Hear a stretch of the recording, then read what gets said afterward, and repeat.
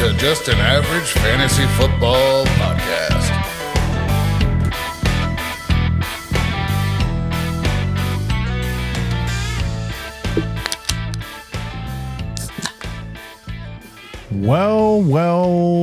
Welcome into Just an Average Fantasy Football Podcast. I'm your host, Daniel Hayes, with my co-host, Matt Baker. That's me.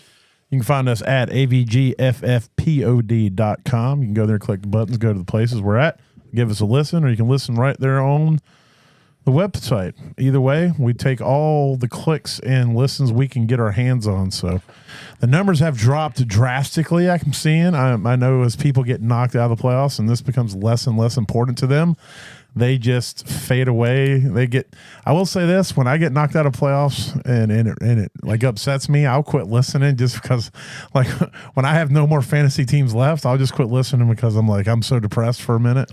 It's just like, whatever.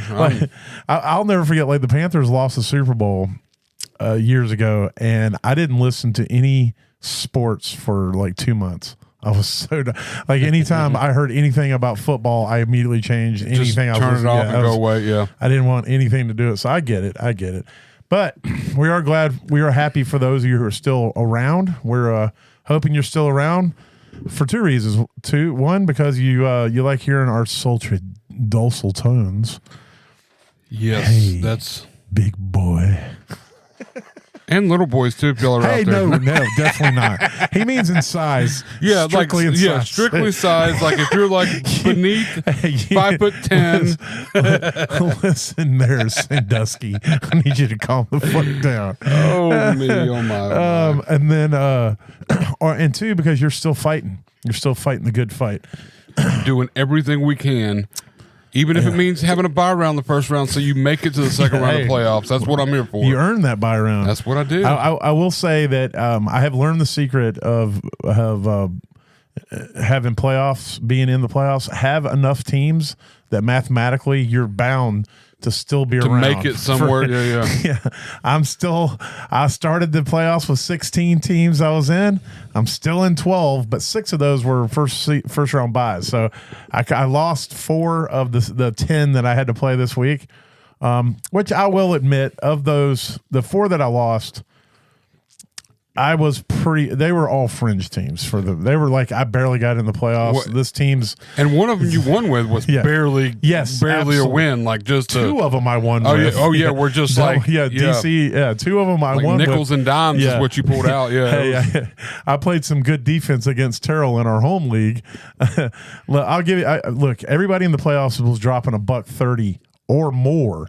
And then me and Terrell didn't even break 120. Yeah, and I put up 180 something. I think I did actually break 120. I think I got like 121, and he got 114. So I ended up beating him by 7. And but his team on paper far superior to mine, but he just didn't have the week. So I rolled into the next week, and I'm going against the second best team throughout the season, who has been my oldest boy Matthew. His son's been the most dominant, but his wife, Emily, her team has been the second best team, and I did beat them earlier in the season. So, I've already got one of those wins in my belt. You got a little. I mean, the way my team plays defense, but I have adopted a new philosophy this season in that league, where I'm going ahead and I congratulate my opponent early in the week and let them know how appreciative I am that I am the team that they get to beat on their way to the next round of the playoffs. And I go ahead and I send them a little care package from Amazon to give them their congratulations, because, my team shouldn't be here and it shouldn't make it to the next round. And it's just an honor to be the one that they use as a stepping stone to get to the next place they're going to get to. And I'm just honored to be that stepping stone. So I want to go ahead and give them a pre-congratulations for what I believe to be an inevitable, beat down of my team. So, I told my son that because she's going to be confused when she gets her Amazon package. She's going to think it's a Christmas present. Hey. It's these cookies that say congratulations on them. But were they any good? Are they good cookies? I have no idea. You have to ask Terrell because he got them last week. Okay. I have to ask Terrell. We'll have to get him in on the show one day. Yeah, we'll have to invite him in and see if he wants to sit in on the show. But yeah, so they worked for me last week. I hope it works for me this week. But and then I've got some teams that I expect to just go out there and absolutely dumpster roll who they're playing. They've been dominant all season, and if they don't win, I will be upset. I will say this: all the matches I lost this week, my opponent had to score 174 points or more. You made them earn it. No, I didn't score. I only scored like 109 and 1 and 110. But they had to score 174 or more to win the game. But you said they had to score 107. I thought you were insinuating that's what they that did. That's just what they did. I'm just saying that's just what they did. They all scored 170 or more, and I'm over here like, there was one that I fought, and the other, but there was also like 3 or 4 of these that I wasn't supposed to be there, if that makes sense. Yes. I don't know how I made the playoffs, and I'm thankful that I did. Yeah. But I don't know. I did. I shouldn't be there. That's always a good thing, except in Dynasty. Yeah. I will say in Dynasty, my philosophy in Dynasty is either you're competing for the championship or you're rebuilding. Well, and that's the thing is on one of them levels. I was rebuilding, right, and I just happened to win but now enough. It hurts your draft pick when you make it. It does, but I've got everybody else's, so it doesn't really matter for next year. That's a good point. You see, I was already prepping for next year. Undoubtedly, if I'm in that league with you, one of those is probably mine. Oh, I think 2 of them are. But yeah, no, it's one of those where I wasn't even gonna compete this year because I already had stacks on stacks for next year, right, to kind of add to it, and I made playoffs. There was no reason for me to go either way. I just let it ride as it was. There's a league that I'm in where I'm not technically in a rebuild, but I made some good deals, and I have my draft pick, and then I have another first, and then I picked up a few seconds. And so as the season was progressing and my team wasn't performing the way that I thought they should, and I was like, I'm probably not going to make the playoffs. It was like I didn't have to really make that decision of, do I start the rebuild or don't I? Yeah. I can still push because I have enough draft picks for next year. For next pick, and you can kind of build off. But then I can just go ahead and just say commit to. I'm going to see how far I can get with this team. Now I didn't make the playoffs, so it didn't matter. But there is a little bit of. There's like a middle ground. Freedom. There's like a middle ground when you get to a certain point. Another bit of freedom is when you trade away your first round draft pick and then your team sucks, which I've done that as well. Yeah. And then so now you're stuck in a position where you don't have a first round draft pick and your team's not winning, but you're like, well, you know what? My only goal now is to make my draft pick as high as possible. Yeah, so that guy who got my draft pick's not rewarded. He's not rewarded for making the trade. Every week then you're just like, I'm going to go out here and try to ruin my draft stock as much as possible. And that's where knowing the waivers comes in handy. You need to know the waivers. You need to keep up on news and all that good stuff. Speaking of news, let's go ahead and roll into that. Yep.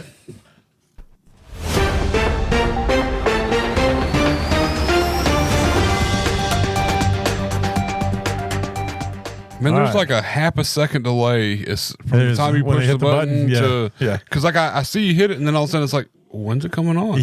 And then it comes on. So y'all don't know, but I see it. It's crazy. We don't pause for dramatic effect. No. It's just how long it takes to kick in.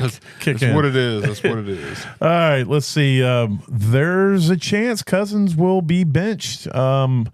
I don't think it's going to happen. I think that the head coach of the Falcons, Raheem Morris, I think he's playing the game right now where he's trying to motivate Cousins. He was asked, I'm going to paraphrase him saying, we didn't have great quarterback play and it's going to be a process. We're going to be evaluating, and he did not commit to Cousins being the starter. I can't imagine with them still in the playoff hunt that they bench their $200 or $300 million quarterback who just got a win despite the fact that he played like regurgitated cat's ass. And they got a pretty soft matchup next week too, right? Yes, they're playing the Giants or something. They're playing the Giants this week. It should be should be something where he can dip and dunk and hopefully still come out with a win. So I think this is more of a psychological thing of him going, our quarterback played like crap, and he better get it together, and because all reports are also that Penix is looking really good in practice, and so which based off of the way Cousins is looking, I could look good in practice compared to that. So, true. I don't know, but I mean, I wouldn't look worse. Okay, so it'd be arguable. So we'd have to see how you do on the field. Which that in and of itself, the fact that it's even arguable, it shouldn't be exactly. That's what I'm saying. That's where the problem ensues is the fact that we can argue a fact that you might be better than Kirk Cousins. So. Now, I was under the impression that Mahomes was going to miss a week or two, but apparently he practiced in full today. Well, they said, I think it was one of those where it's like he would have practiced in full today. Because they said that because the way it was listed was that he was listed as a full participant in practice, but I don't know that he actually practiced. No, they practiced because Hollywood Brown also practiced in full today. Who's that? Yeah.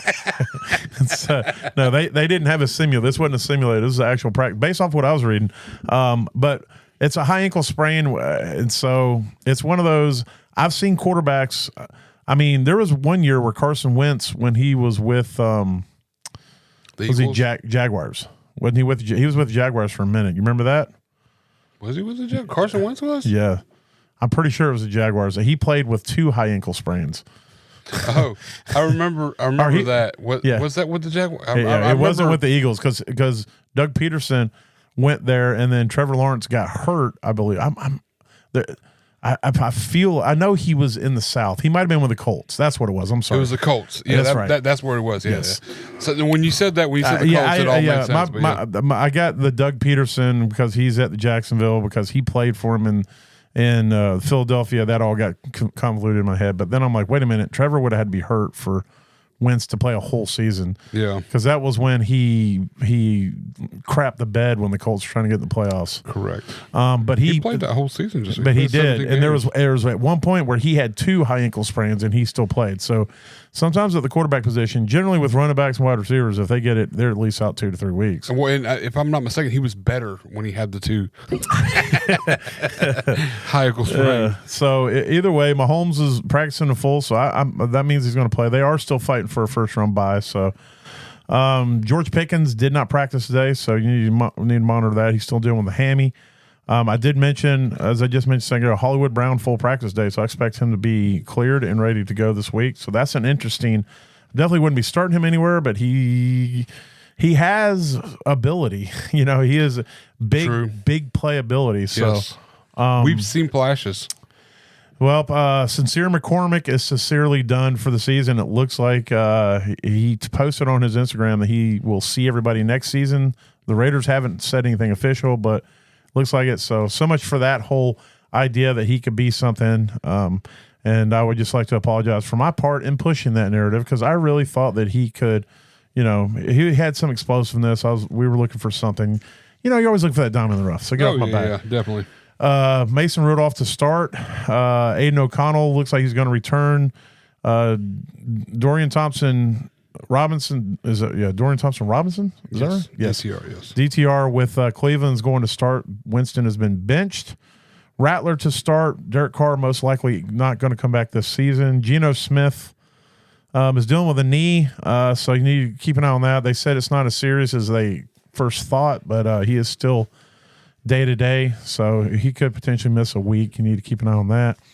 DeAndre Swift's been dealing with a bunch of injuries here of late, mainly his growing injury, and every time it seems like he's not going to be there, and then he shows up and gets 20 carries. So I expect him to play. But it sounds like his career, really. Yeah. I mean, it's always an injury, shoulder, growing, knee. Yeah. And then this is interesting just because it's going to hurt Stone Smart.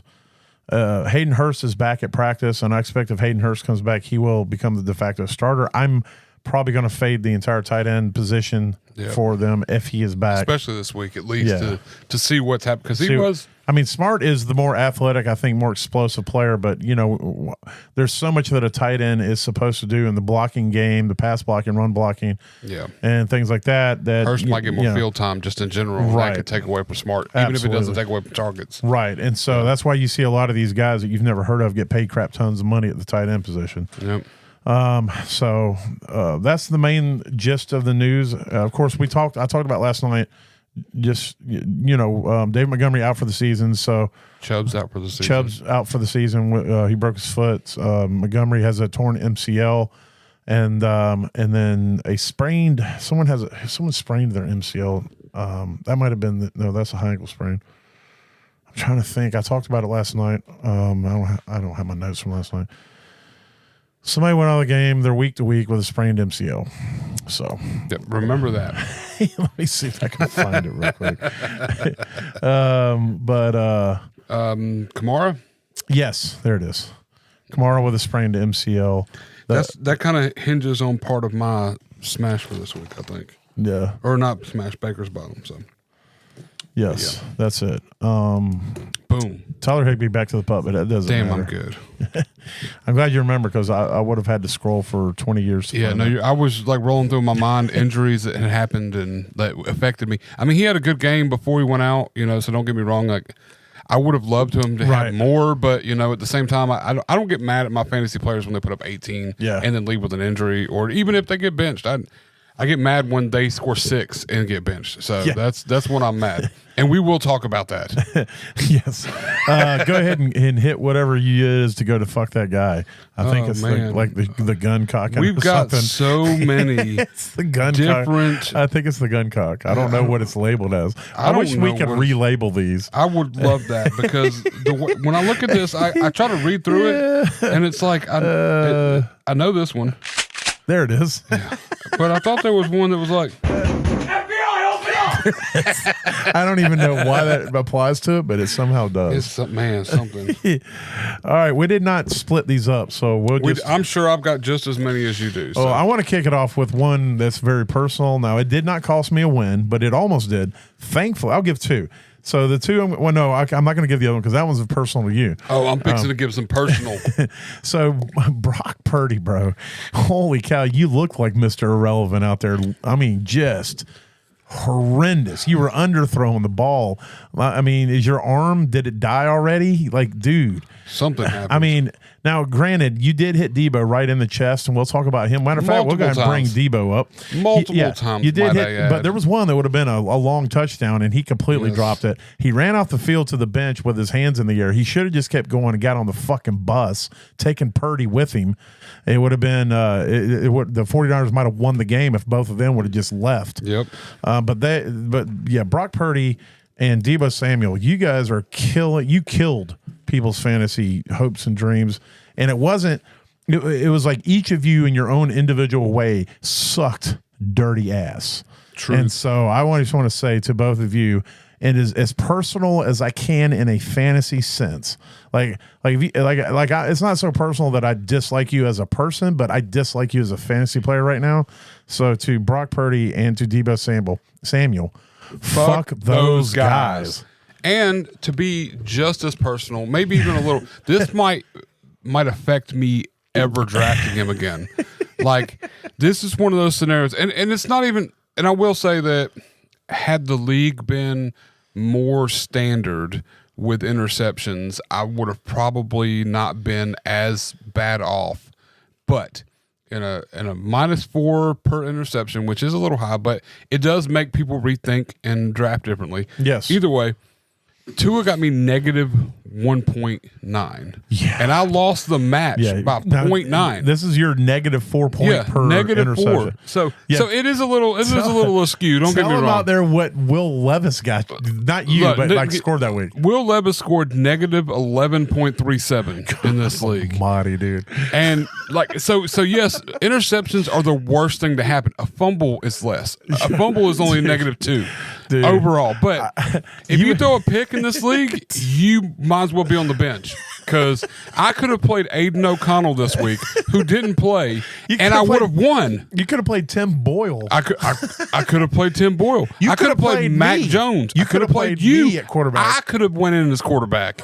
I could have left it empty, and I would have won this week. I could have played no quarterback at all, and I would have won the first round of the playoffs. Oh, God. But no, Tua had to go out there and throw all the balls to the defense and cost me my first round win. So and real quick before we do that, so I had Brock Purdy who put up 5 points. My opponent, who I ended up beating by less than a point, had Tua who put up 5.8. So Tua did do only because of Tua. Tua helped me. Yeah, in that Tua sense. did help you because he had Goff on the bench. He put up a nice cold 60 points. Yeah, 60.08. I think it was. Had he played Goff, he would have beat me to death. He could have benched 2 of his wide receivers and still beat you. And so I don't personally have an issue with Tua's performance because it only saved me. It hurt bad. But for the sake of my opponent, I'll join in on this. Yeah, I mean, it's just so I don't even like, I want to do like really mean, but I don't want to be mean. Just like so, I'm just put a little growl. I'm in your just voice. Just put a little growl in there. just be like, fuck that guy. Yeah, I hope that worked out. Yeah, that felt a little bit better. That felt better. Better. Okay. All right. Well, let's head over to the running back scene. Oh, sorry. I wrote Chubb on here. My bad, Chubb. No, that's Chuba. Sorry. He should definitely be on there. I got him on there too. Yeah. Yes. Well, we'll go ahead and kick it off. Chuba, you were the only show in town at running back, homie. Yes. And I get it. Bryce Young, who should be on this list but doesn't rate to be on this list, he reverted back to his garbage can ways. Back to the young of old. Yeah. And because of that, they could not play off of the run, and therefore you did not get a ton of usage. So I get all that, but even with the usage you got, it wasn't very good. Nope. And so you were part of the reason why they were pressed to do what they had to do. And then I want to give we'll throw in there Jonathan Taylor for 2 reasons. Number one, you only put up 8.6 fantasy points, but had you scored the touchdown, you would have had 14.6.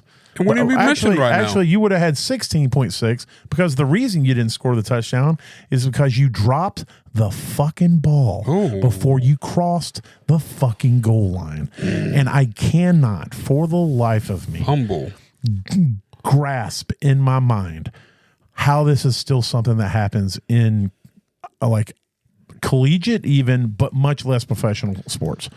Yeah. Like it's a line and then there's, I think, 17 yards. You run all the way through. You have at least 17 yards into the end zone or something like that.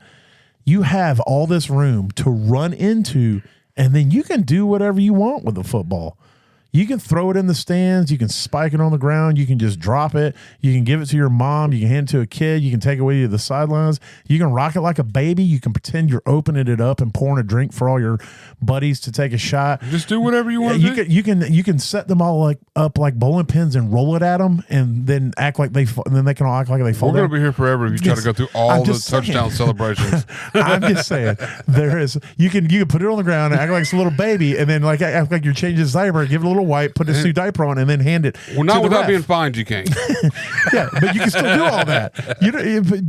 But one thing you can't do if you want the touchdown to count is drop the ball before you cross the fucking goal line. That is just it's idiotic. It's stupid. It's dumb. There's no other way to put it. It's not an accident.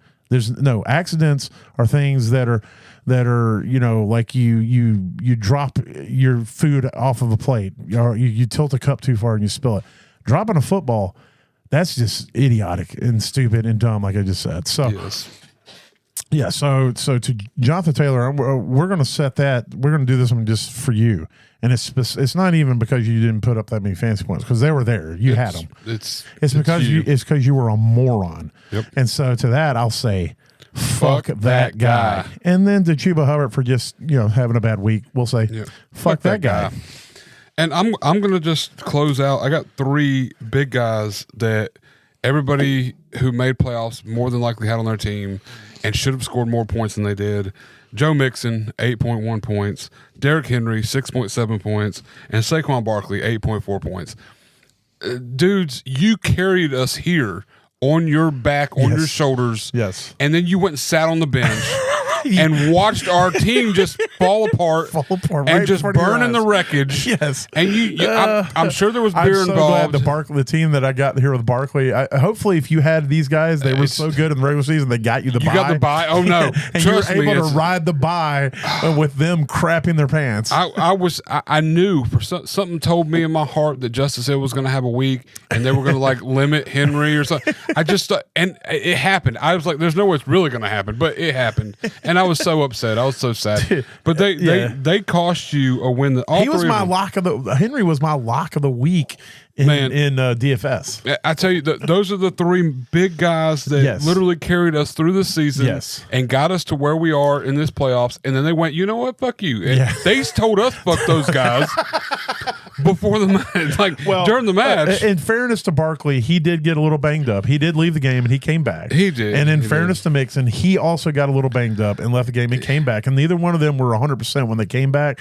So I will cut them a little bit of slack. And then I'm cutting Derrick Henry slack because I don't ever want him to know that I've ever said anything negative about him. Yeah, because I don't want him to murder me. That's true. He could. One stiff arm would probably end most of my life. If he pretended to stiff arm me. Yeah. If there was a conversation about him potentially stiff arming me, I would probably feel it and be injured for a long period of time. If I heard through the grapevine that Derrick Henry was looking for me so that he could stiff arm me, it would end me because I would just end myself. Yeah, it would be done. I would also move to the mountains and hide in the hills. No, don't do that because that's where he thrives. He's a Yeti.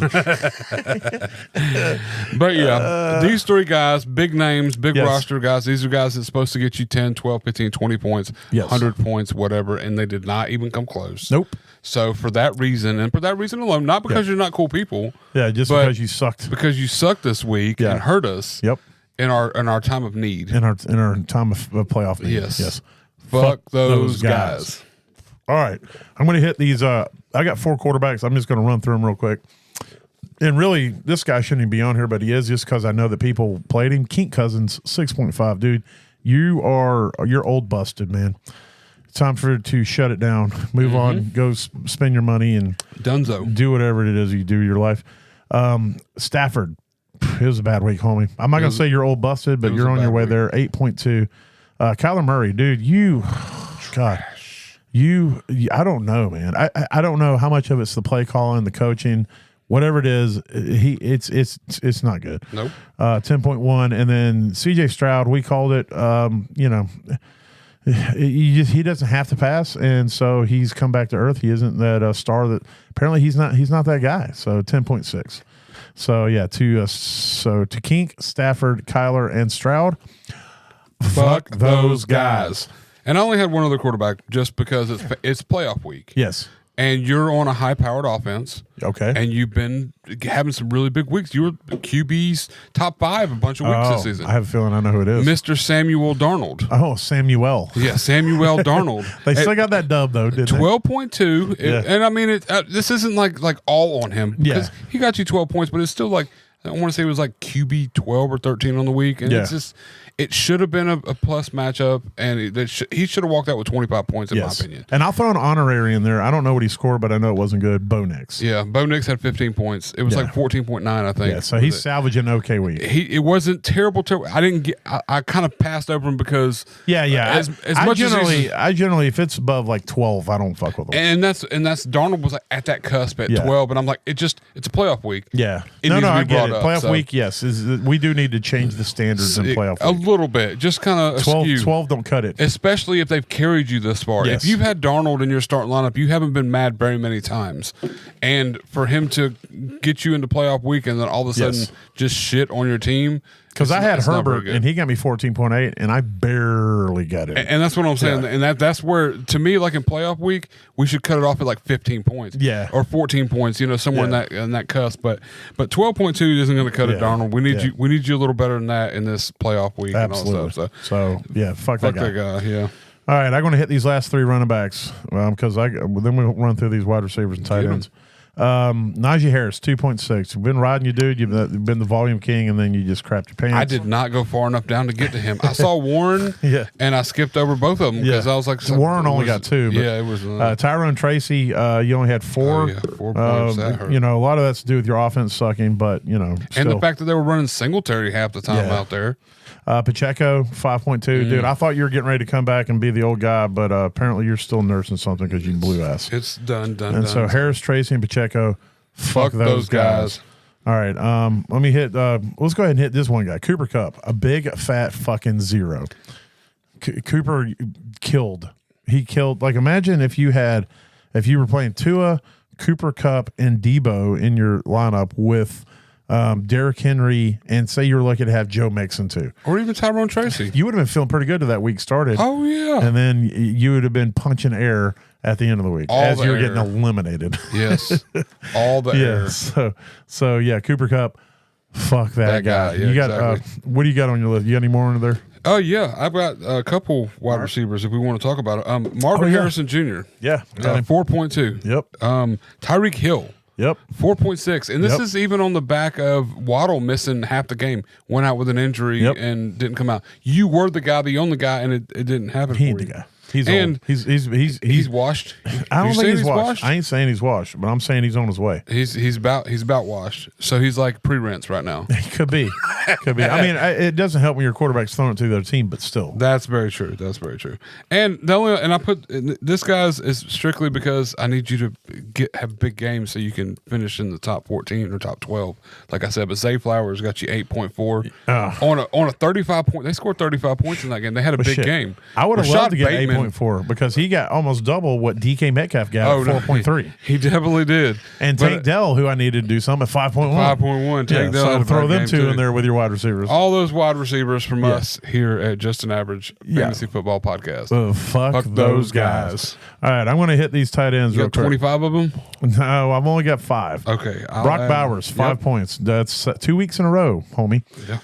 Travis Kelce, you have been living on FTG this season. You're in contention for the fuck you. I'm going to be honest with you. Cade Otton, 3.4. Yep.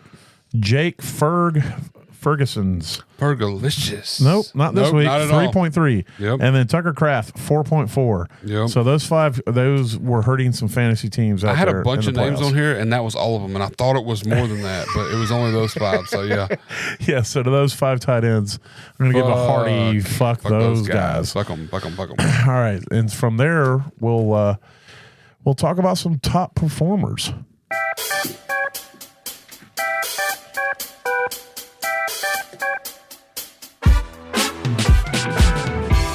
Right. In comparison to Tua, I was a top performer. Yes. Well, not in a regular league, but in comparison to Cooper Kupp, I was. If he's a top performer, I'm a top performer. We are all top performers. Yes. I don't ever let that play long enough to get the stuff pulled up, so I'm always still scrambling. That's why I try to talk some shit, and then you get into the shit talking, and then it sets you back even more. I get distracted again. That's how we work this out, man. Just an average ADD podcast. All right, here we go. Just saying. So after we just talked about the guys who killed fantasy teams, let's talk about some guys who won fantasy teams. Josh motherfucking Allen, dude. 2 weeks in a row, this guy is just out there lighting it up. He is a man amongst boys. If he doesn't get MVP this year, I don't know what people are looking like. Don't get me wrong. I found out today that he gets $3.5 million incentive in his contract if he gets MVP, or $3 million, 3 or 3.5 if he wins the MVP. Congrats on that bonus. I'm gonna say Lamar Jackson is killing it out there. Don't get me wrong. I'm not gonna take anything away from him. Jared Goff is killing it out there. Saquon Barkley is killing it out there. But none of y'all are doing what Josh Allen is doing. Josh Allen, I don't even know about the weeks before. I just know in the last 2 weeks, he's had 5 passing and 5 rushing touchdowns. If you take that into... That's 10 touchdowns in 2 weeks. No, go 3 weeks. Go 3 weeks back. I want to say it's 15 total touchdowns, including his receiving touchdown. Because he had 2 passing. So the last 3 weeks, he has 7 passing. Yep. And he has 6 rushing in the last... That's 13, and 1 receiving. Oh, that's right. And 1 receiving. He's got 14 touchdowns. And you know how many interceptions he's got?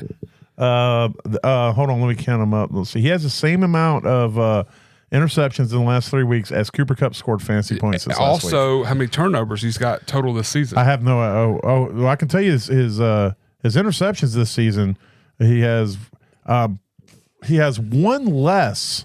Oh, no. He has the same amount of interceptions for the entire season that Brock Purdy scored in fantasy points last week. What? 5. Is that crazy or what? Yes. He's had 1 fumble and 5 interceptions this whole year. So 6. He's turned the ball over 6 times. Just a little bit more than what Tua scored in fantasy last barely. week. And it's insane to think that he's putting these numbers up and he might not win MVP. Here's his in a 4-point league. Oh, passing touchdowns? Yeah, passing touchdown. Yep. Not counting out of the bye. He scored 28 out of the bye. We're not even counting that. Yeah. We're just going to talk about the last 2 weeks. He's put up 51.88 and 41.26. Man. So, I'm telling you. And you know what's even crazier is I got knocked out of the playoffs with Josh Allen. What? Yeah, because the rest of my team was garbage. Yeah, no, that's this guy is out here just breaking.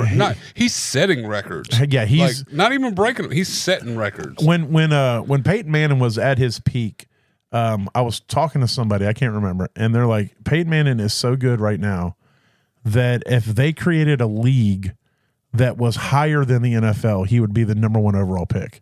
Wow. And I can tell you right now that Josh Allen is playing so well right now that if they created a league above that league, that's one league above the NFL, he would be a number 1 overall pick in that league. It's insane. He's wrecking things right now. Jared Goff also was wrecking things in that game. Big game. And this is just to show you, this gives you a glimpse of what Detroit's offense is truly capable of when pushed. You know, you think about all the bad weeks that Goff's had in these wins. Well, that's because they haven't had to pass the ball and do what he did. And this last game, he threw for 494 yards and 5 passing touchdowns. Oh, sorry. I had to take my glasses off so I can actually see what I'm looking at. And he put up 40 fantasy points. But so he had a great game, but it was a great game because he was being pushed by the GOAT, Josh Allen. Yes. The other team pushed him. Yeah. Lamar Jackson also had a great game, 290 yards and 5 passing touchdowns. Yeah, just it's crazy when you have a week where you do that and still finish third. Yeah, and still finish third. He also, he only had 6 rushing, but you know, we know who's on his fuck that guy list right now, and it's these other 2 guys above him. It's especially Josh Allen, because if Josh Allen wasn't doing what he's doing, then Lamar will be a shoo-in for MVP. That's true. Aaron Rodgers getting back to his old ways. He 289 yards, 3 passing touchdowns. They finally got on the winning side of things. We'll talk about him a little bit too when we talk about our toast and roast. Okay. Baker Mayfield getting back in the swing, 288 yards, 4 passing touchdowns. Jalen Hurts, he got the ball finally to his dude, A.J. Brown. They were out there dancing together, trying to, I think some of that was for show because all the murmurs coming out about their relationship. Devontae too. Devontae got involved. But either way, I was glad to see it. So maybe they're starting to get that sorted out. Jaden Daniels, 228 yards, 2 passing touchdowns. He also rushed for 11 yards. Mac Jones out there. Who? Yeah. Mac Jones, 294 yards, 2 passing touchdowns. He was out there, strutting around like he was the big dog, but they still caught that L against the Jets. Joe Burrow, 271 yards, 3 passing touchdowns. I mean, he's got to go out there and sling it because it's the only way they can win games. Jordan Love, 229 yards, 2 passing touchdowns. Drake May, 202 yards and 1 passing touchdown. And Cooper Rush in the top 12 this week, 214 yards and 3 passing touchdowns. We'll talk a little bit more about him later as well. Running backs, James Conner. I didn't see a ton of this game. For some reason, they didn't show a lot of it on Red Zone. He had a couple big runs out of nowhere, just boom. Right, and maybe I fell asleep. I don't know. I was dozing a little bit, but I was like, man, James Conner had a good game, and I didn't remember seeing his 2 touchdowns and stuff. But he had 110 rushing yards, 2 touchdowns. Yeah. And he had 5 receptions as well. They changed how they set this up. Like I have to scroll. Oh, there's the receiving yards. All right, 28. Yeah, 28. Okay. Yeah. Okay. So it's 28 receiving yards. Jahmyr Gibbs, 31 rushing, 83 receiving, 1 touchdown, 1 receiving. He's about to be a league-winning. Yeah, this is going to be low numbers for the next upcoming weeks. Because I expect Craig Reynolds to be used, but he's not going to come in like Montgomery did. Jahmyr's about to be the workhorse for that team. At least next week. Yeah. At least this next week. It is a smash. This is going to be it's a good matchup, and I'm sure they're shooting to try to get the bye and all that stuff. Absolutely. So, but it's definitely going to be a big game this next week. James Cook, the RB3 on the week, 105 rushing, 28 receiving, 2 touchdowns. Chase Brown, man, this guy is on a heater as well. He's just doing what he does. RB11 on the season right now. That's good for not starting the first 3 or 4 weeks. We were big on him before the season, especially you. So 97 rush yards, 16 receiving, 2 touchdowns, 1 receiving, 1 rushing. Tajay Spears had to come in after Tony Pollard got hurt. All his work was mainly on receiving. He had 87 receiving yards And he did get a rushing touchdown. He had 5 rushing yards and a receiving touchdown. Josh Jacobs, this guy also on a bit of a heater. He is just, this whole offense is predicated on him right now. It's 94 rushing yards, 42 receiving, and a tud. Aaron Jones looked great. Finally had a really good game. 86 rushing, 20 receiving, and a tud. Jerome Ford came in and looked pretty good. I think he's going to be a really good play this week. We'll talk more about him. 84 rushing, 20 receiving, and a rushing touchdown. Amir Abdullah, after McCormick went out, Amir Abdullah came in and he was catching screens and dump offs. Definitely a pass catcher. Yeah. Definitely. But he got a receiving touchdown. And then when you talked earlier about Justice Hill, he was also getting involved in that passing game. 61 yards receiving and a touchdown.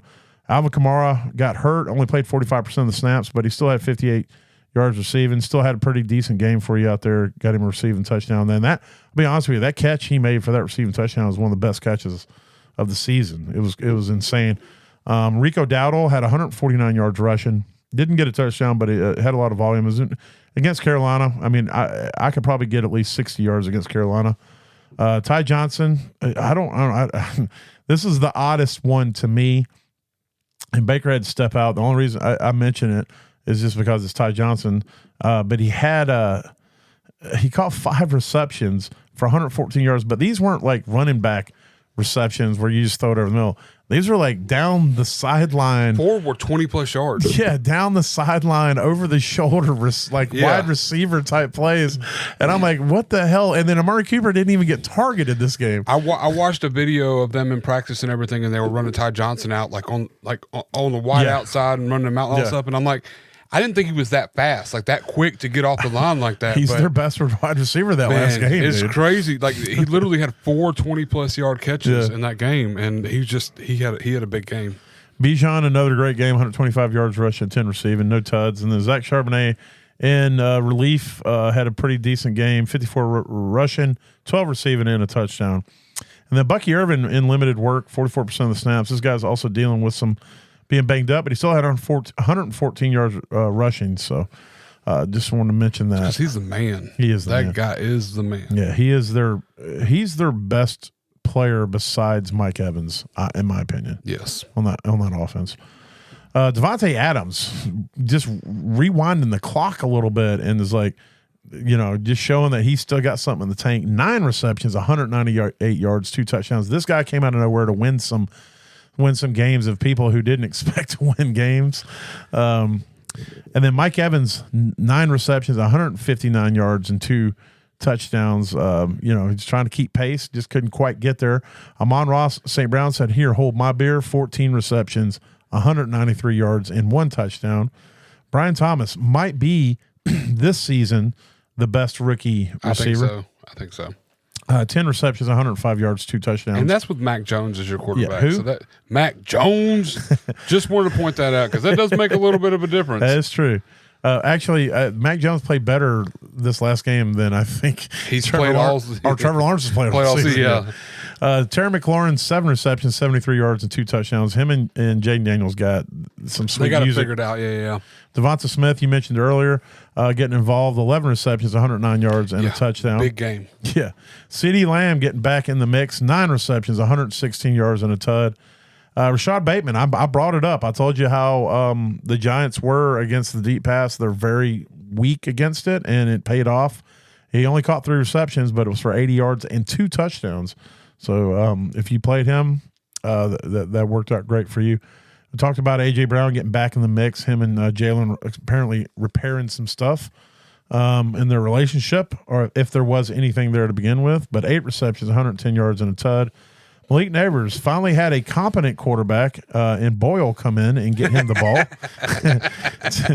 10 receptions, 82 yards, and a touchdown. Oh, man, there's so much. That joke is so deep.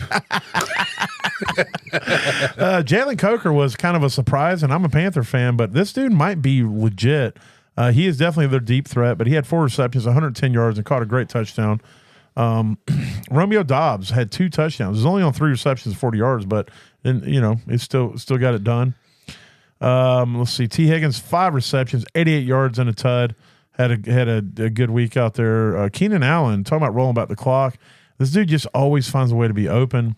6 receptions, 82 yards, and a touchdown. And then Justin Jefferson, 7 receptions, 73 yards, and a touchdown. Xavier Worthy, I want to mention that just because he had 11 targets, which was odd.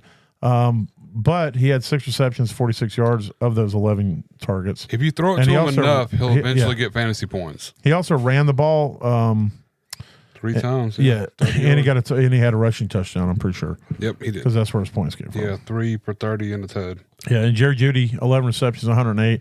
With DTR coming in, he's probably the only receiver I'm willing to throw out there.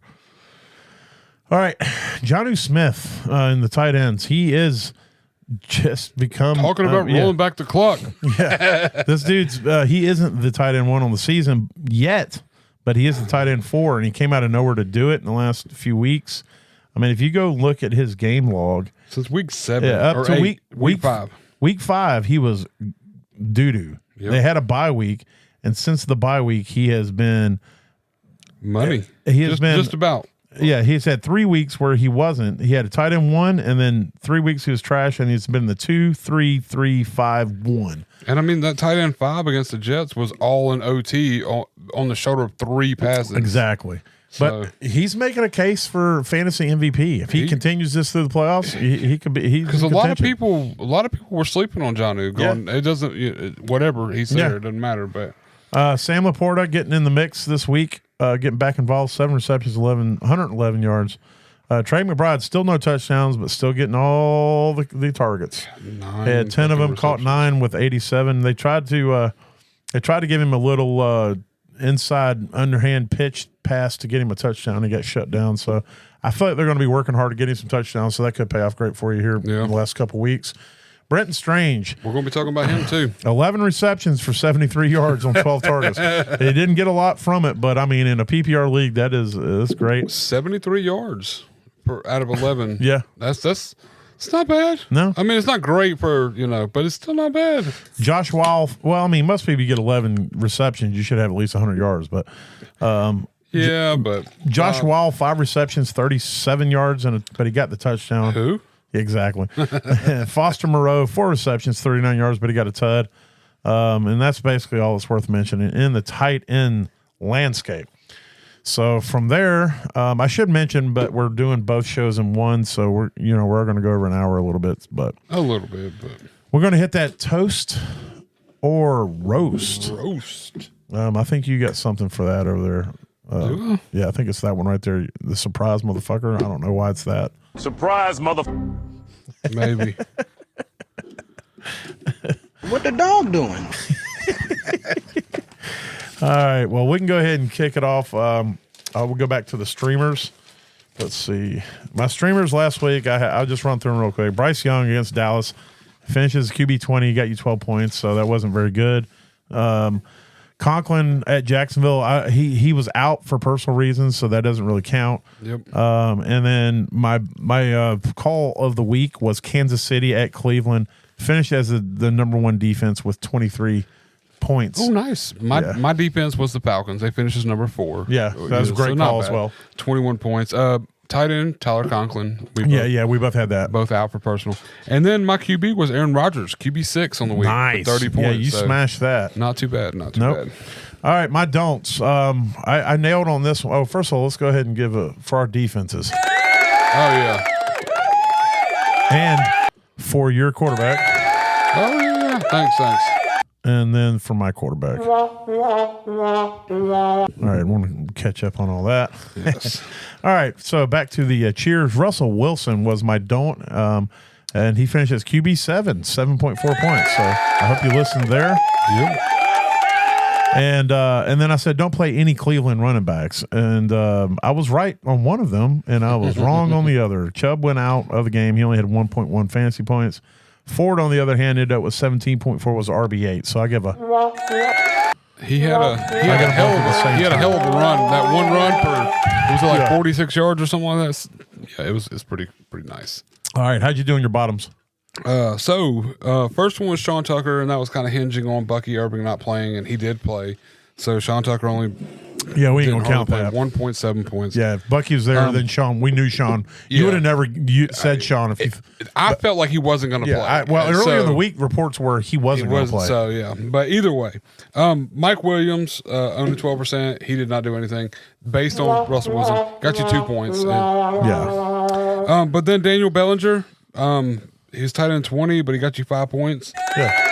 I mean, I'll take it. Had you played him instead of Brock Bowers, you would have got the same points. I mean, I'm just saying. I just wanted to say, if you had a super flex and you played him instead of Tua, then you got the same amount of points as Brock Purdy. Yeah. Or if you played him over Cooper Kupp, you'd have got five times as many points. Well, 5 times 0 is still 0. So you would have got 5 more. You would have got 5 more points than what Cooper Kupp scored. So I mean, not the worst, but not the best either. Yeah. How many plus ones is that? That's 5 plus ones over the 0 that Cooper didn't score. Okay. All right. No, but that's all. It was Sean Tucker, Mike Williams, and Daniel Bellinger. So all right. Well, let's hit these smashes. I'll go ahead. Herbert versus Tampa, it's definitely not a smash, but I don't think it's a full boost. So I'd give a little bit of a. He was a QB 17. He had 14.8 fantasy points. I had Brian Robinson versus the Saints. He was RB 14. So I don't think I give a little bit of. Same thing with Garrett Wilson. He was wide receiver. I was like middle. I was like right in the middle. I was just average. Yeah. So, and he was wide receiver 24 with 13.1. And then my tight end was Hawkinson, who was tight end 14 with 7.7. So, so I'm not taking a full L, but they definitely weren't smashes. All right. So this is going to be a full L. Okay. Give it to me. Start now. Do it again. Do it in one more time. One more? Okay, so this is a 3. Yeah, because the team. It must be Tua. No, it's just as worse. It must be Purdy. No, I went with Jameson Winston. I thought the matchup was going to be good. Keep going. Because my tight end didn't even play, but I thought he was going to. He was trending in the right direction, but he ended up not, which was Njoku, which would have been that kind of matchup. But either way, so Njoku was out. So I didn't get either of those. Wahs all day long. But on the plus side, Rico Dowdle, RB12. Nope. 14.9 points. Not a bad, like a little over the middle, but a little, not the top. I'll give you a cheers. We'll toast I think this is the first real toast besides our defenses. Yeah, that's true. In your streaming quarterback. We'll get ready for this one because I said Terry McLaurin was my smash. Wide receiver 5 on the week. Oh, okay. At 22.8 points. So those were my 2 smashes that did good, which kind of, if you averaged everything, I'm in the middle, and your whole average is in the middle. All your guys are in the middle. Half of mine are at the top, and half are in the bottom. So, all right. Well, while we're here. That's how we work it. Instead of, actually, I think I skipped over some stuff. What did we skip? Because that should be So that's toast or roast. Yeah. So next is Monday Night Football. I'm just going to say it was lame. Yeah, it was pretty lame. Both games garbage. There wasn't a lot really to talk about. It wasn't much to talk about at all. There was I didn't watch any of them, but I did keep up with it. Some people scored some points. Some people didn't. If you were way behind in your leagues, then you lost. If you were fighting and you were kind of in the mix and you had some of the key players, maybe you got to win. Aaron Jones. I had Aaron Jones. I had Drake London. Drake London didn't have a great game, but he got a decent game. A 30-yard tud. Yeah, he got like I needed one more game. Fucking catch out of him to win in your league. And Aaron Jones had a hell of a game. He had like 19 points. He had a good game.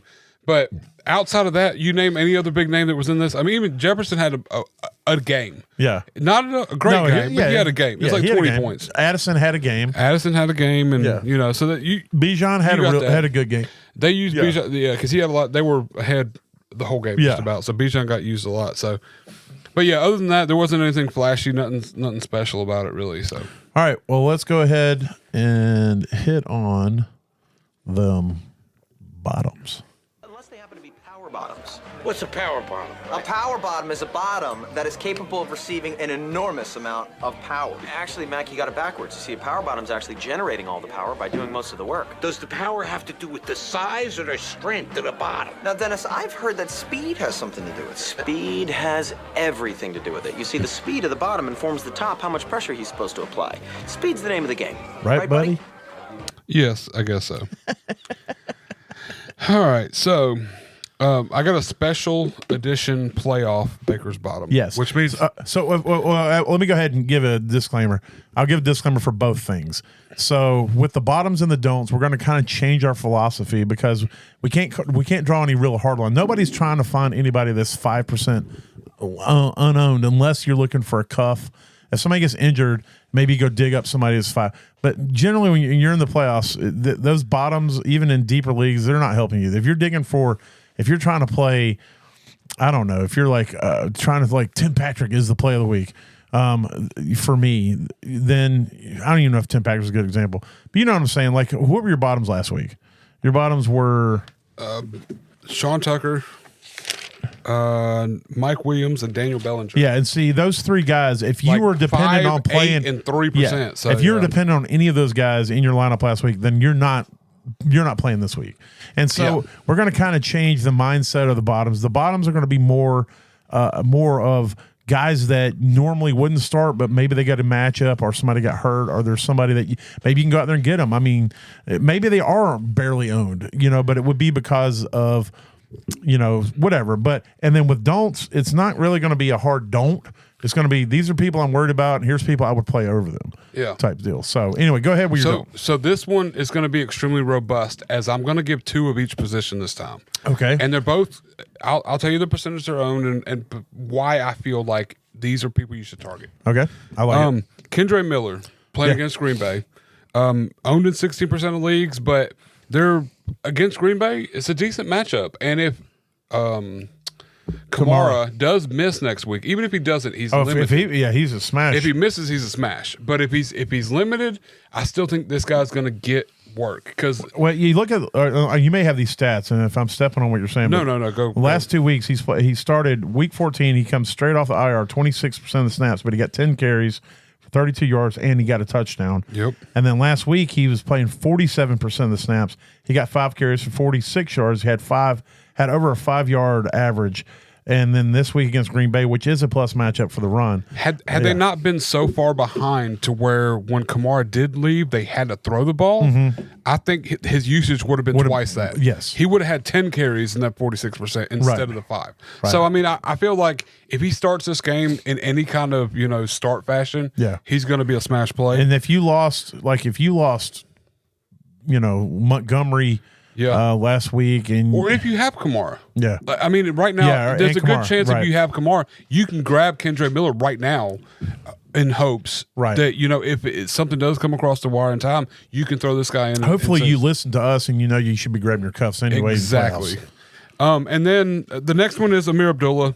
And he's owned in 20% of leagues. But anytime they start shifting around, if we know McCormick's going to miss. When their game script is we got to throw the ball every pass, we can't run, Amir Abdullah is involved. Smash. He is definitely involved. And as it stands right now, they're not winning any games, so they're going to be playing from behind. They're going to throw the ball. Well, they're playing, is it Tampa this week? They are playing Jacksonville this week. Yeah. So they got So when you got Mac Jones, on the other side of the ball, put it down, around, So I mean, these are both guys owned in 20% or less leagues and could potentially get you a good flex play, in plus matchups. So I think either one of these guys could go good for you. I like it. Wide receiver wise, Jalen Coker owned in 4% of leagues. He comes back this last week.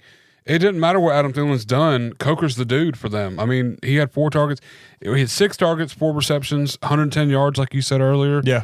And the touchdown. But I think that there's something there with Bryce and Coker, because since Bryce has come back after Dalton was benched or in his car accident, Coker's kind of been that guy to Bryce. He's their down the field play, and also not Keon Coleman. Jesus Christ, Leggett may not play this week. Leggett is questionable. He had what's his injury? I think it's a shoulder, but I'm not 100% sure on that. I saw the questionable tag. I just didn't go with it. But 4% of leagues owned right now, and they're playing Arizona.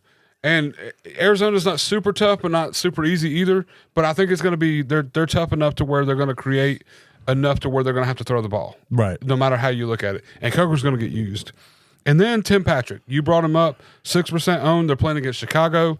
Chicago's going to give it up to him. Well, if you go look and I only brought Tim Patrick up as the first thing popped in my head, but last 2 weeks, I'm actually going to be playing him over Debo this week. Last 2 weeks, he's had 7+ targets. He's getting targeted in the red zone. Yes. He's got a touchdown both weeks. Yep. This guy is a pivotal part.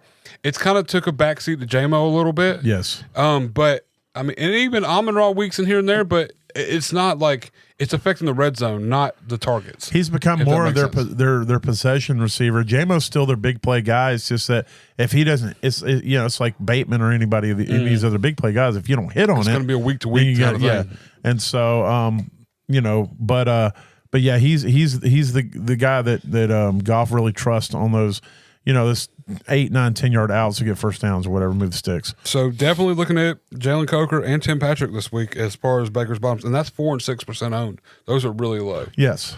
And then tight end wise, go get Brenton Strange. He's gonna get targets. 11 targets this last week with Mac Jones. With Evan Ingram out for the season, this guy could potentially, in my opinion, be a league winner. I think as much as he's getting targeted, even when Evan Ingram was out earlier with T-Law in, he was still getting 7 and 8 targets. Do you know how old Strange is?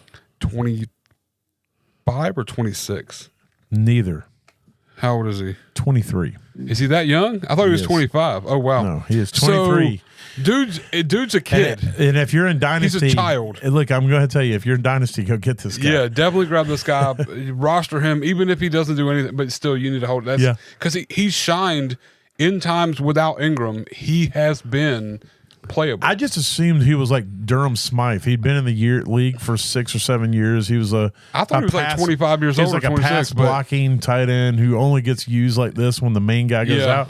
I didn't realize he was a young guy. I think he's only in his first year, and he could be a receiving back. Yeah, he could definitely be a tight end. A tight end that you could roster for times to come. Yeah, exactly. But go grab him. He, in my opinion, is the best available. Yeah, only absolutely. 7%. And they're playing the Raiders next week. Gal Katera, I'd throw in as an honorable mention, too, just if he's still out there in leagues, just because he's the only show in town for a pretty high-powered offense, but it's still going to be hit or miss. I would take Strange over him in a heartbeat. He had a pretty weak week this last week, with being the only guy, which is why my next bottom, Daniel Bellinger, even as he was my bottom last week, I still think I hold true to that. Either Boyle or Locke is going to start this next week. We don't know who, because I don't think DeVito is going to come out of concussion protocol in this week. If Locke starts, I've already seen Bellinger getting hyper targeted for their offense, anyways. And if Boyle starts, I think he's still going to rely a little bit on Bellinger and stuff. He's owned in 4% of leagues. They're playing the Falcons. If they're going to make this game in any way close, it's going to be on the shoulders of somebody that can catch the ball. So I think Bellinger's going to be involved. So there you go. You got Kendre Miller, Amir Abdullah, Jalen Coker, Tim Patrick, and then Brenton Strange and Daniel Bellinger. All right. I like it. Let's hit these don'ts. No, God! No, God, please, no! No! No! No! That was me getting knocked out of the playoffs. I love that stuff. I just watched that episode like night before last. It's one of those like you just turn on to go to sleep kind of deal. And when he goes back there to find out Toby's back, oh my God! They're like, I know it's Toby's coming. Back. He's like, he's not bad. No, he's not back. Oh, good joke, good Jim. joke, man. Like I know what's coming, and I still can't help but just smile and love it. His hatred for Toby is literally one of the best. It's one of the best parts of that whole show. It really is. He's like, I hate so much about the things you choose to be. It's one of my favorite things that anyone's ever said, because there's so many times I want to say that to somebody. When they're handing out bonuses and stuff and putting beans on their face, they're like, who is this? And he drew like a troll. Like, oh, that's Toby. Well, he doesn't get, I just wanted to draw his face. This is just an average The Office podcast. Oh, man, I can go for days. Oh, God, man. we could absolutely do that. Yeah, we can work that out. All right, my don'ts are, like I said, these are guys that I'm worried about. And then I'll give you some guys that I would potentially play over them. The first one is, and this is my hardest one of the week, and maybe you can give me some insight. Jaden Daniels is playing the Eagles, and the Eagles are difficult. And if you look here, when Jaden Daniels played him the last time, he did not do very good. And I'm trying to figure out how many fantasy points I got to go up here. He had -8 fantasy points above expectation, which means I know he had more negative. He 8 was QB 24. He scored 14.4 fantasy points, and so I was looking at above expectations. But I got you. And so the last time 14.4 fantasy points. It was one of Jaden's worst weeks, and so I'm worried about it in the playoffs. But they're just coming out of a game where they were dominant again. It seems like they got a little bit of their mojo back. They're clicking again on offense. So Jaden Daniels to me is one of those. It's going to take big balls to play these other guys that I'm going to mention that you can probably find on waivers. Cooper Rush was playing against Tampa. I think Cooper Rush, he had almost 18 fantasy points his last week.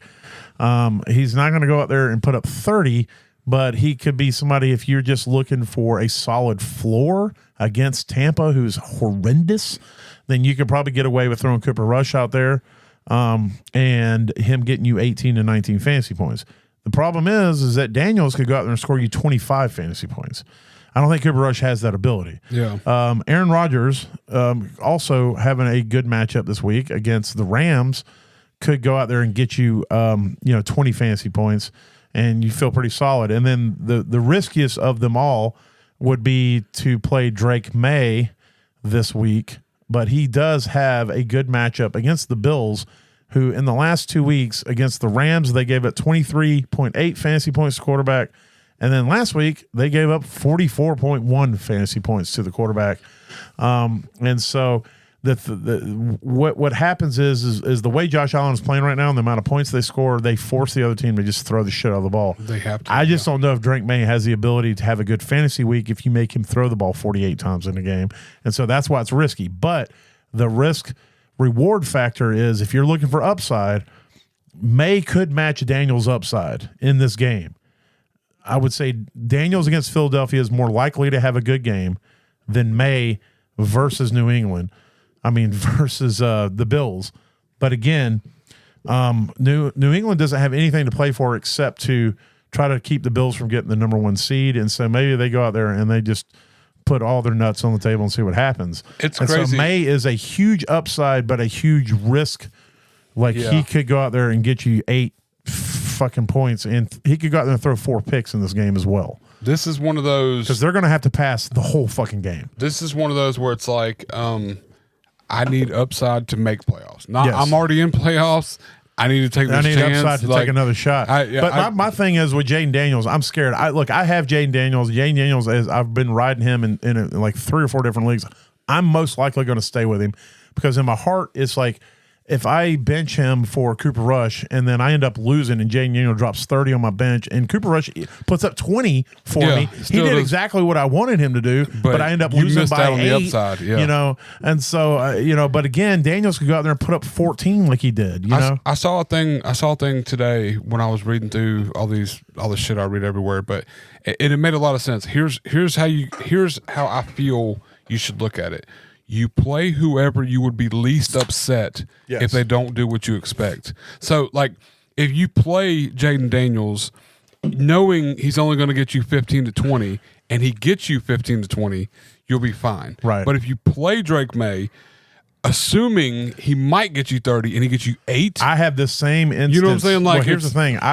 It wouldn't have mattered because I lost by 70. Yeah. But same. I benched. This is one of those where you just outthink yourself. Yeah. After his percentages going down and him not doing good, I benched James Cook. Yeah, I remember you telling me about this. And I played Sincere McCormick. Yeah.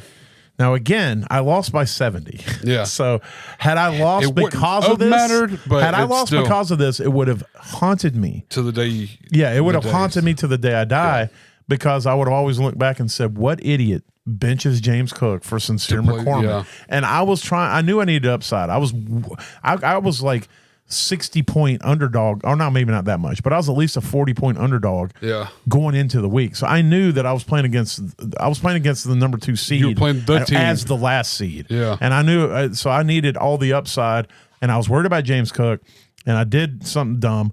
And it didn't bite me, but had it bit me. And so, I have learned that lesson, which is why I'll probably ride with Daniels. You got to be willing to, like I said, whoever's going to upset you less if they don't do what you expect. And that's where it is. If I put like I told you earlier, I swapped out Tony Pollard to put in Aaron Jones, and had Aaron Jones scored 10 and Pollard scored 15, I wouldn't have been mad. Right. Because like I thought Aaron Jones was going to do 15 or 20. The fact he scored 10 is what it is. But if I'd have put Pollard in and left Pollard in, he scored me 8 when I felt that he was going to do better, I would have been pissed. Right. But the fact I went with it worked out. But you want to be less upset about the person you put in. Well, and the other side of the coin is, and this is what these other two guys I'm about to talk about will be. The other side of the coin is what happened last week in my opponent in that league. We were just talking about where I had Purdy and he had Tua. So he keeps, like he was in the chat. Shout out John if you listen to the podcast, John Moore. But by the way, I don't know if you realize this, but in your name on Sleeper Tua Dog, you misspelled Tua. You spell it Tua is Tua. You spelled it Tau. I didn't want to say anything, but it's Tau Dog. I thought it was I figured it was because he had so many concussions. He didn't know how to spell his name. I was trying to tag him today, and I was like, "Why is it not tagging when I type TU?" But anyway, the point I'm getting at is he's upset because he benched Goff and he played Tua. Well, if you look back before the week, Tua was coming off being the number one quarterback in the last 4 weeks. He was on a heater. Their offense was on a heater. They were absolutely rolling, and Tua was rolling. And Goff, while not necessarily playing bad, wasn't exactly lighting up scoreboards of recent. And so I too would have benched Goff to play Tua because Tua also had a plus matchup, so you expected him to stay on that role, and he didn't. And it bit you.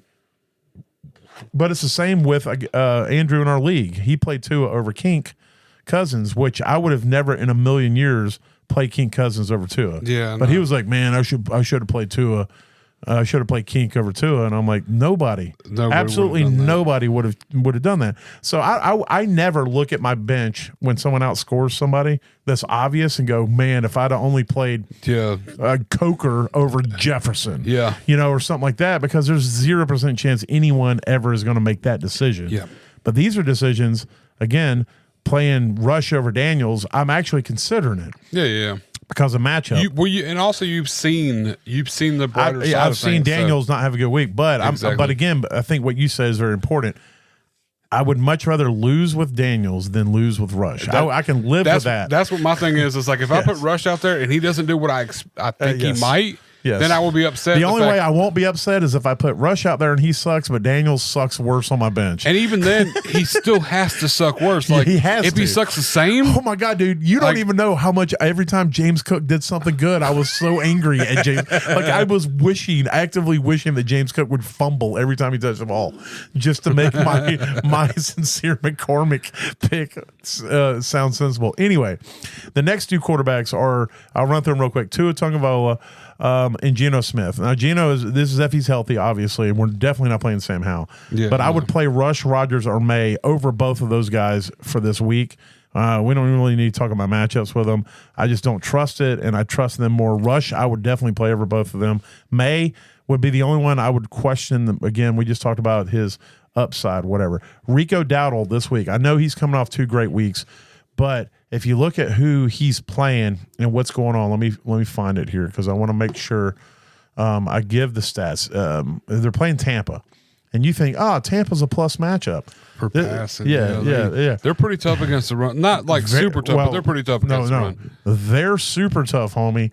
If we go here and we find the Tampa Bay Buccaneers, and the reason they're here now is because this is when they weren't tough, but for some reason in the last 3 games against Carolina, they only gave up 7.9. To Vegas, they gave up 10.2, and to the Chargers 5.5. And I get it. Well, outside of Carolina, those matchups aren't great. They don't have any running backs. Right. And even Carolina. But even against the Giants, it was 16.6, so it wasn't great. And then if you go back to San Francisco, it was 14.2. And so then that was before the bye in week 10. And so I'm just saying, play Dowdle if you want to, but if Ford's out there, I'm playing Ford over Dowdle. Yeah. So, again, these are my worries, not my don'ts. Yeah. I mean, if I got here with Dowdle and I don't have any, I'm not going to go play like Jaylen Warren. or anything like that. It's going to have to be somebody. If I can get Ford off waivers, then I play Ford over Dowdle. And then Tucker Kraft. Tucker Kraft should have a good matchup this week. So let's say that they rule. What's his name? God bless. Running back or tight ends? Running back. Okay. They're ruling out Kamara. Would I play? Would you play Kendre Miller in that over matchup? Dowdle? Yes. Yeah. Okay. That's what I'm just trying to see. Absolutely. Like, feel where that's at. Who's New Orleans playing again? Just so I make sure. They're playing Green Bay. Yeah. So which is a pretty close matchup. In that matchup, I would absolutely play. I would play Kendre Miller over Dowdle this week, and that may sound dumb, but I think Kendre Miller. I think in that game they're not playing for anything. Number one. And if you get a game where it's Kendre Miller all day, well, he's the future of that team, or he's not. Yeah, exactly. And it's time to figure it out. They're going to figure it out, yeah. Even if they have to pass the ball, they're going to involve more in the pass game because they lean on the running back for that dump off. I mean, because we've seen since I don't even know, even since Taysom Hill's been there and a tight end, they haven't had a tight end that's been that kind of dump off that a lot of these teams kind of lean on. You know what I mean? Like that Kelsey or. Even Evan Ingram, a lot of these guys that and Green Bay has been bleeding points in those last 5 weeks, except for when they played San Francisco. They bled points in Chicago, Miami, Detroit, and then Seattle with Charbonnet. They didn't necessarily quote bleed points, but they gave up a good game. They had to throw the ball the whole time, and by the time they had to throw the ball, it was Drew Lock out there, or not Drew Lock, Sam Howell. Yeah. So I mean, it was garbage can quarterback out there. So I would definitely, I would play if Kamara's out. I would play Kamara's out. Miller. Yeah, Kendre Miller. But and then last is Tucker Kraft. It's talking about Green Bay. I would play Benton Strange over Kraft. Green Bay's playing. We just talked about him right here. Green Bay is playing the Saints. Yep. The last 2 weeks, the Saints have played the Giants and Washington, and they've held their. Now again, Ertz got hurt, so I mean, the Saints have been not great against tight ends all season, but Kraft hasn't been. They haven't really been targeting him. I don't really trust it, and I know Benton Strange is going to probably get 8 targets. That's why I feel good about it. I will say this: Kraft is your upside play. Kraft can get touchdowns. I don't think Strange is going to get any fucking touchdowns. Yeah. And so if you need upside at any position and you're like, well, I want to try to get here at the tight end, then you play Kraft. But if you just need stability, you play Strange. Yeah.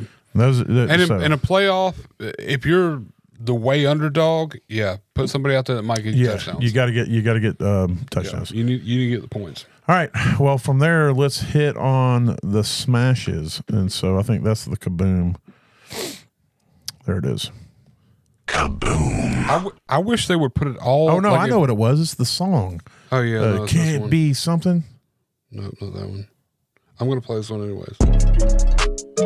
Let's go. Okay, that works. Yeah, that works. All right, my QB smash of the week. He's gonna bounce back and he's in a really good matchup, I think, and that's Bo Nix at the Chargers. You got a divisional game. And I think that he's going. Bo Nix and his coaching staff with Sean Payton. They're going to look at what he did, and they're going to correct it. And then Bo Nix is going to get back on the horse. Nice. So, I went with the stretch of a quarterback smash too. I went with Kyler Murray against Carolina this week. Well, it's because it's Carolina. Well, and because it's Kyler Murray, I don't know. We've seen flashes of Kyler Murray be a good fantasy quarterback. Yeah, we've seen flashes of him being a great. And I think this year has been like we were all Not this super. Year, no, I'm just saying this year we were all super stoked. He was going so late. Like the experts knew something we didn't see. He was like the pick of the draft. Yeah, exactly. Everybody was like super stoked about it and all this stuff. And I think that we've had a couple weeks this year where it's been like, okay, I see where what we saw. Yeah. But I also see all these other weeks where the experts were right. But I think this is where Kyler comes back and kind of lets us know. Yeah. It's second week in playoffs. He's going to come out there and he's going to blow things out of the water. And they're still fighting for a playoff spot. They need it. Carolina's kind of in that waiting in the wade pool kind of deal where, and I think that it's going to be a blowout. I think it's going to be a pretty bad game. All right. Well, no offense to Carolina. No, I need them to lose. I want the draft pick, homie. Yeah. And then here's another one I'm playing by heart.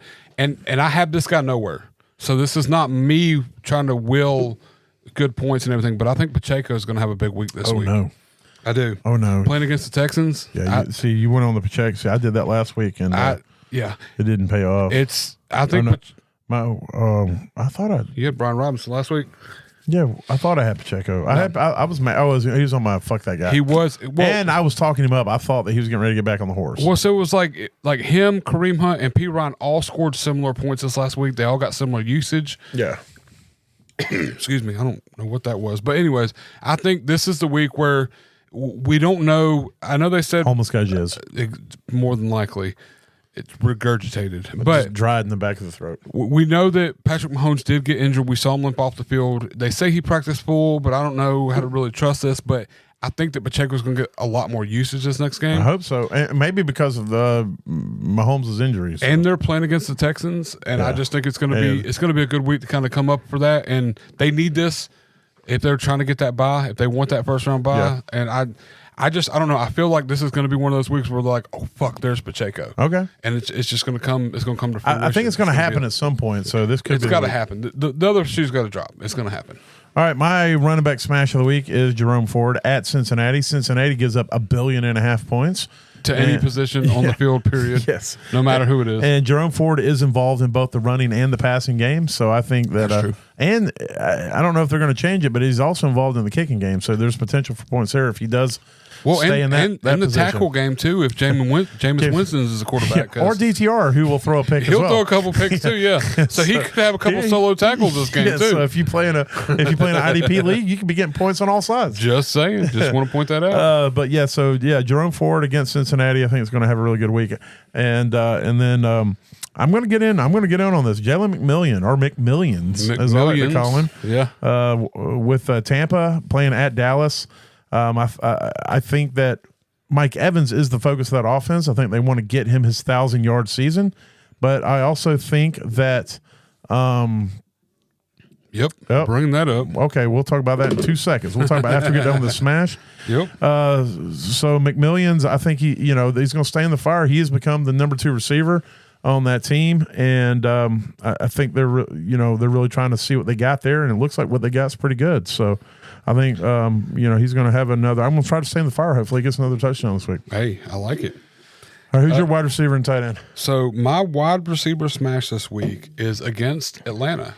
Okay, Malik Neighbors. Oh yeah, well, if Boyle plays, you're going to be pretty good with that. I don't really care who the quarterback is because this guy's getting 12 to 13 targets every single game they play him. And he's coming down with most of them. I mean, it's like 18 targets week 2, 12, 15, 8, 13, 11, 10, 9, 13, 10, and 14. Yeah. This guy just gets thrown to the whole fucking game. Yeah. And there's not a lot of other options. So I just feel like they're playing against Atlanta. Atlanta's kind of dwindling, which I'm sure we'll talk about. And we're going to talk about Atlanta there. here in a second. I feel like this is going to be a game where he's going to get fed, and it's going to be muy bueno. It's going to be so great. He's going to get you 25 points this week, and he might not even score a touchdown. I think it's going to be 25 points on catches alone. So, all right, and who's the tight end? Benton Strange. He was my. Like he was definitely my. He was a Baker's bottom. He's barely owned, but Mac Jones loves this dude. Mac Jones loves to be able to throw to people he can throw to that can catch the ball. Yeah, well, he likes to throw to anybody who's wide open 5 yards from line of scrimmage. And that's all that matters. That's all that matters. So, I mean, Benton Strange, he had a big week this last week, and I think it continues. They're playing Las Vegas. I mean, come on. Everybody's going to catch a ball against Las Vegas. So, all right. And then I think it's time. It's getting to the time that he needs to get his shit together, and that's Travis Kelce. I know that they like to I almost put him on Baker's bottoms, by the way. they like to hold back and wait till it's getting time. They got to get that. They're trying to keep that first round bye. And with his dude out there hurting, he's gonna be depended upon to get them passes and over the middle, and he's gonna, I think Mahomes is gonna lean on him to get some first downs and whatnot. So I'm going with Travis Kelce versus Houston as my tight end smash. And now we're going to talk about some breaking news. Well, it didn't start over. There we go. It picked up where we left off. Man, breaking news. You heard it here first. Kirk Cousins has been benched for Michael Penix. So discount everything I thought I knew. But they have made the decision. And so Raheem Morris put his balls on the table. And in doing so, he has said, we're going to roll with the rookie to see if he can ignite a fire in this offense. Apparently he's been looking really good in practice. So here it is. They're, $200 and something million quarterback is going to go sit on the bench. And the rookie that everyone laughed at them, including us, for drafting is going to get a start. So, hell yeah. So we're going to see how that goes. I mean, what are your thoughts? I'm intrigued. I just want to see. I like, I don't like watch a lot of college, and I don't know a lot. I kind of see highlights and see stuff here and there. I just want to see what they see, and I think if they're competent enough in putting him out there on their terms, they're like, hey, we're starting this guy. Yeah, then there's got to be something to see there, and I want to see what they see. So here's the thing. I would like. I can tell you what they see. They watched Kirk Cousins play against the Raiders. Oh yeah, that's what they're seeing, bro. And they saw him play the previous month before the Raiders. The last 5 games. So they've seen the last 5 games of Kirk Cousins and his noodle arm and his immobility, and they're like, even if we make the playoffs, we're not going to do anything with this this old busted guy. Let's try something. So let's get the young guy out there, and it's like I said. They're talking about how good he looks in practice, but if you're comparing him to what you're seeing when you're watching Kirk Cousins' old busted ass out there, then so I don't know. I think I don't know. It's gonna be interesting. We're gonna see if he's worth that number 8 pick. Well, I'll say this: this is what the second first-round pick quarterback they've gotten in the last 2 years. Didn't they draft Ritter in the first round last year? No, God, no. He was not a first round. Ritter was like a 3rd or 4th round pick. Was he that late? Absolutely. Oh, I know he's garbage, but yes, I just feel like that's the second quarterback he's drafted in 2 years. They would have fired. For some reason, I was thinking it's like a second or no. God, no. There's no way he was I don't know exactly when, but I know he wasn't a first round, and I'm pretty sure he was a 4th round. That's it's probably right. I don't pay attention to that kind of stuff, but I just feel like they went after 2 quarterbacks in the last 2 years, and I thought they moved up or did something drastic to get Ritter last year, and it was kind of what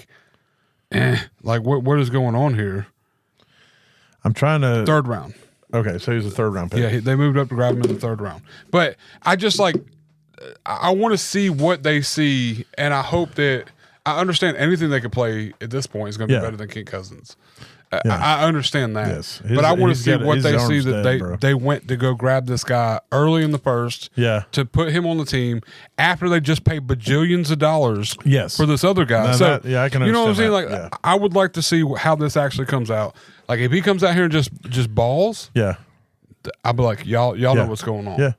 But if he comes out here and looks like Kirk Cousins but a little bit better, I'm gonna be like, well, maybe y'all haven't figured it all out yet. But either way, the only thing I'm concerned about now is what does this mean for the receiving options? I mean, it's not like Darnell Mooney had a fat goose, and if it wasn't for the 30-yard touchdown, Drake London would have had a shit week. It's not like that. It's not like it was great, grand, and awesome with Cousins out there. Yeah, that's true. I just don't. I think Drake London. I think it'll probably be good. Because he's more of a possession type receiver, but Mooney's more of that downfield kind of guy. So I don't know. So it's probably going to benefit. It's definitely going to benefit Bijan, not going to hurt him. It's not going to hurt Bijan anyway. I don't think. So you kind of look at a little bit of a benefit towards Drake, a little bit of a. I think it's a wash. With Drake. What about? I think it hurts Mooney. I think Ray is that's the wild card because I'm sure. Ray is the number 1 receiver for second team, and so they probably have a chemistry together. Something a little read. So if Ray's on the field, he's probably going to target what he knows, like a lot of those when the backups come in. It's funny because I was listening to an interview of one of the receivers, and it's like crazy to have 2 quarterbacks to have throw to you, like when you're a second receiver. And he's like, they each throw different. They throw harder. The spiral's different. The position is different. The read's different. Like, the look in their eyes, like you're reading your quarterback. You want to know where you go. You run your route, but sometimes timing's different. Yeah, like one 100%. Releases quicker. One one throws harder. One whatever. So constantly learning on. You have these backup quarterbacks come in, or these second string, or third string with some of the teams. I can tell you, Cousins is a timing receiver. That's what he's a pocket. He's a timing. He'll throw the ball before you turn around. When he's on, it's all about that timing. It's in your hand and you don't even realize it. But and so I don't know if Penix is going to be like Caleb Williams, who's going to hold the ball for 4 hours, run around, make 6 guys miss, cause his receivers to all have to go into a scramble drill to try to pull out and get away, and then start playing some backyard ball. Yeah. Or if it's going to be a mix, like I'm not saying that Penix is going to be Mahomes, but Mahomes is a mix of a timing pocket passer who can play that game, who can also play some backyard ball where he can get outside the pocket and start creating things. So I feel like that's where Drake May's kind of going this year a little bit, like trying to get out. I think.